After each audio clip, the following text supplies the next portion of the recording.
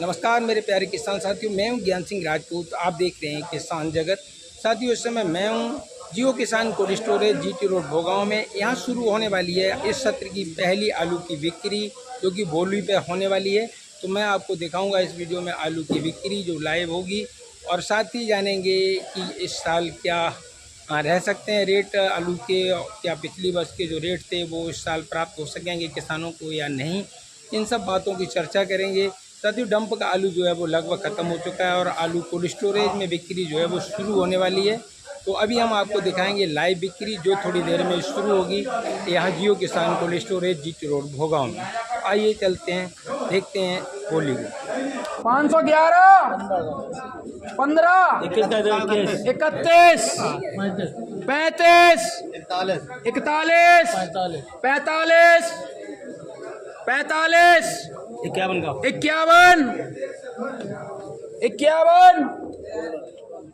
551, 51, 551, 551,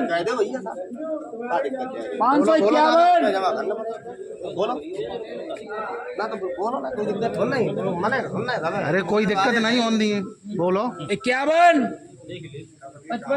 55, 55, 61, 561, एक ही लोग बोलो। 61। साथियों, क्या आती आलू की लाड़ती जो बिकी है 561 रुपया प्रति 53 किलो के भाव में विद कोल्डवाड़ा के।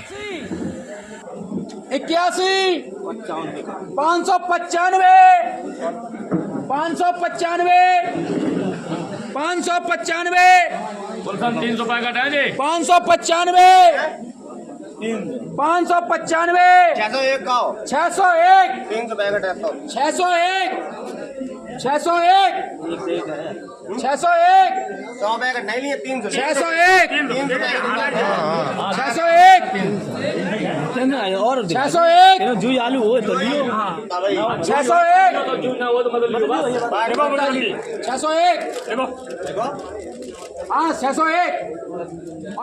साथियों, ख्याति आलू की एक अच्छे साइज वाली लाट थी जिसकी बिक्री हुई 601 रुपया प्रति 53 किलो के भाव में। 81, 701 रुपया, 701, 705, 710, 711, 715, 721, 725, 730, 735, 741, 748, 751, 751, 751,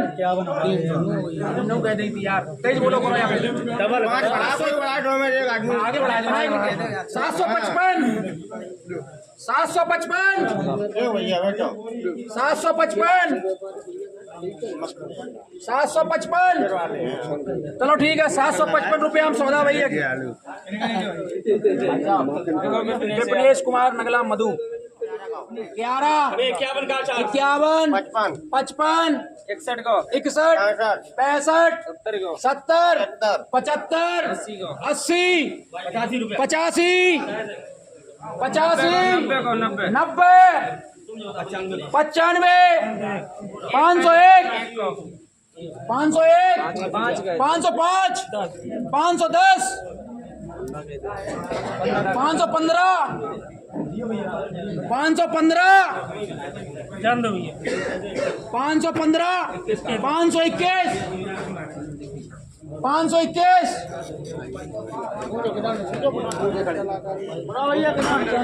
ध्यान दें, 521 रुपया में।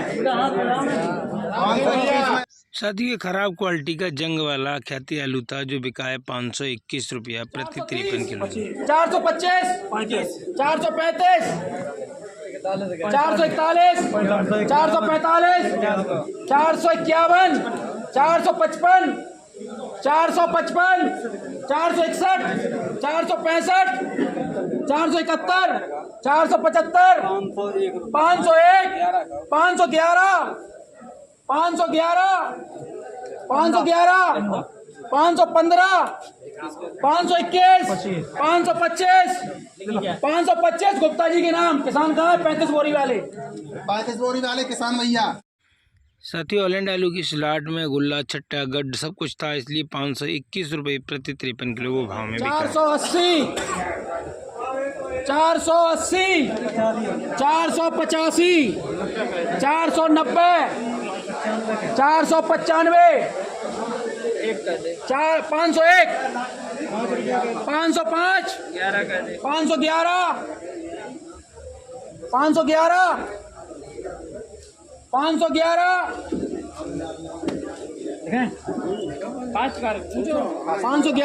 ना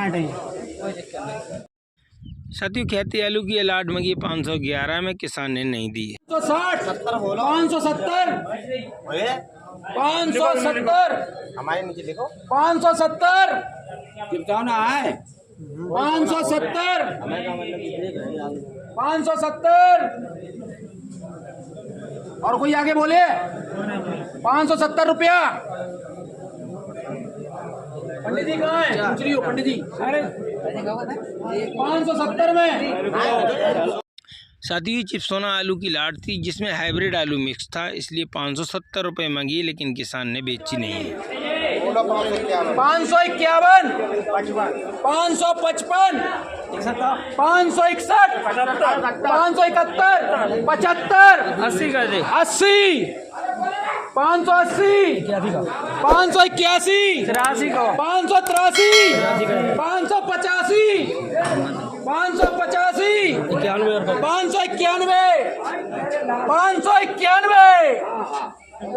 591,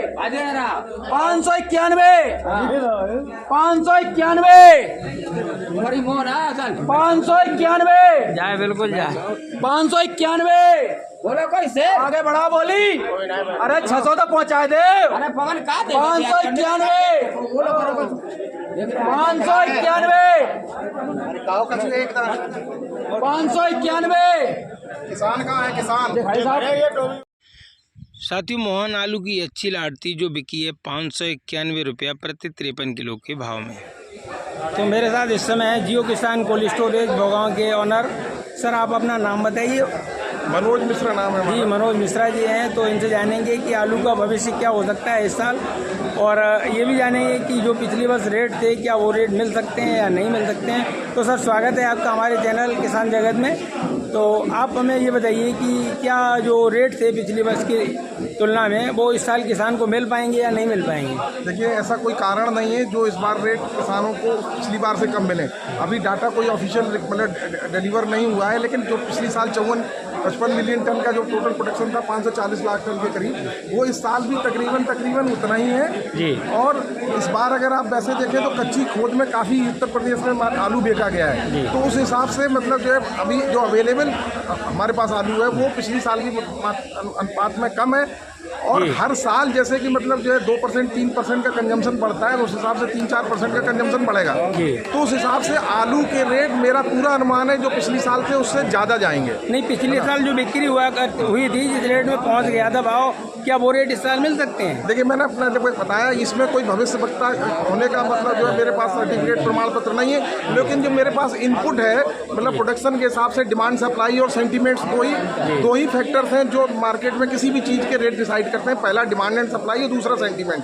तो सेंटीमेंट किसानों में किसी तरीके से कोई कमजोर नहीं है, क्योंकि किसान पैनिक में आके अगर जल्दी रेट बेचने लगेगा तो वही चीज़ मतलब सस्ते में चली जाएगी, लेकिन किसान बिल्कुल पैनिक में नहीं है। देखा आपने हमारे यहाँ बहुत सारे किसानों ने डिनाई किया कि हम इस रेट पर नहीं बेचेंगे, क्योंकि उन्हें पता है कि रेट आने वाले समय में बहुत तेज़ी से बढ़ने वाले हैं पहला। और डिमांड सप्लाई में कोई गैप नहीं, मतलब कोई भी एडवर्स सिचुएशन नहीं है। जो पिछली साल थी उससे ज़्यादा फेवरेबल सिचुएशन है, इसलिए हर दशा में मेरा अनुमान है कि किसानों को आने वाले समय में बहुत बढ़िया रेट मिलेंगे और पिछली बार से ज़्यादा मिलने की संभावना है। तो पिछली वर्ष की तुलना में जो भंडारण क्षमता जो पिछली वर्ष भंडारण क्षमता जो थी उससे इस साल करीब 6 लाख के करीब जो कैपेसिटी बढ़ी है अपने भोगांव में, तो इस तरह से और भी जगह पे ये मतलब जो है भंडारण क्षमता बड़ी होगी, तो क्या उसका असर नहीं होगा? माल ज़्यादा मात्रा में नहीं इकट्ठा हुआ होगा कोल्ड स्टोरेज के अंदर? भंडारण क्षमता के बढ़ने से माल ज़्यादा इकट्ठा होने का सीधा संपर्क बिल्कुल भी नहीं है, क्योंकि माल ज़्यादा इकट्ठा होना इस बात पर डिपेंड करता है कि प्रोडक्शन कितना था। अगर प्रोडक्शन मान लीजिए पूरे उत्तर प्रदेश में जो कि सही डाटा है पिछले सालों का एवरेज निकालेंगे 2-3 सालों का, तो 170 लाख टन के करीब होता है मतलब उत्तर प्रदेश का प्रोडक्शन जो है। तो अगर 170 लाख टन है, आप भंडारण क्षमता 2200 से बढ़ा के अगर 2500 होल्ड कर देंगे तो मतलब उत्पादन बढ़ेगा नहीं। हाँ, वो उसका साइकिलिकल इफेक्ट होता है, विशियस सर्किल बनता है कि जब देखेंगे कि मतलब हमारी भंडारण क्षमता बढ़ गई तो कई किसान प्रोत्साहित होते हैं कि चलिए जिसमें हम कुछ और चीज़ बोते थे अब चलिए आलू बोलें, क्योंकि हमें भंडारण की कोई असुविधा नहीं है।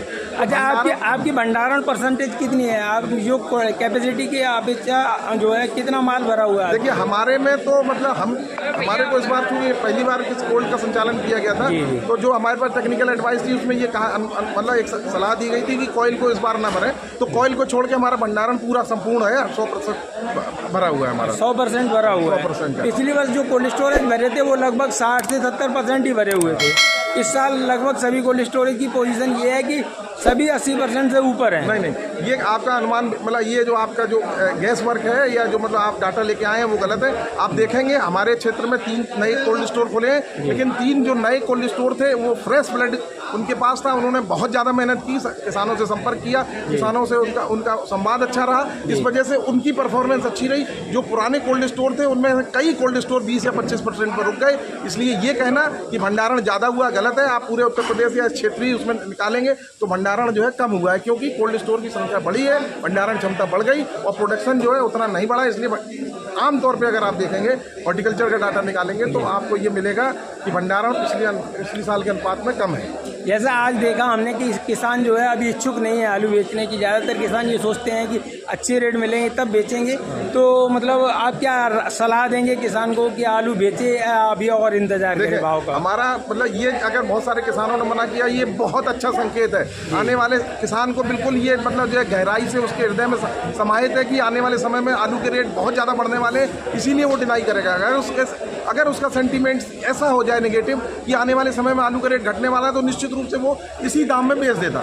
मतलब आप क्या कहेंगे किसानों से? आप क्या कहेंगे, आलू बेचे या रोके? हमारा देखिए इस तरह की सलाह देना मतलब जो है कानूनी रूप से मतलब जो है गलत है। इसलिए मैं सलाह तो नहीं दूंगा, क्योंकि सलाह मैं एक मतलब जो है जिम्मेदार भारत का नागरिक भी हूँ और जिम्मेदार मतलब जो है मतलब सरकार की ओर से दी गई एक जिम्मेदारी को निभा रहा हूँ। तो मैं एक तरीके से देखा जाए तो डायरेक्ट सरकार का प्रतिनिधि भले ही नहीं हूँ, लेकिन सरकार की नीतियों का क्रियान्वयन किसानों के प्रति कर रहा हूँ। इसलिए मैं डायरेक्ट ऐसी कोई चीज़ नहीं बोल सकता जो किसान मतलब जो कानून से इतर हो। तो मेरी सलाह इस तरह नहीं हो सकती, लेकिन मैं अपना अनुमान दे रहा हूँ और किसानों के जो इन्फ्लुएंसेज हैं जो उन्होंने अपना मतलब निकाला है अनुमान, उसके से मैं सहमत हूँ।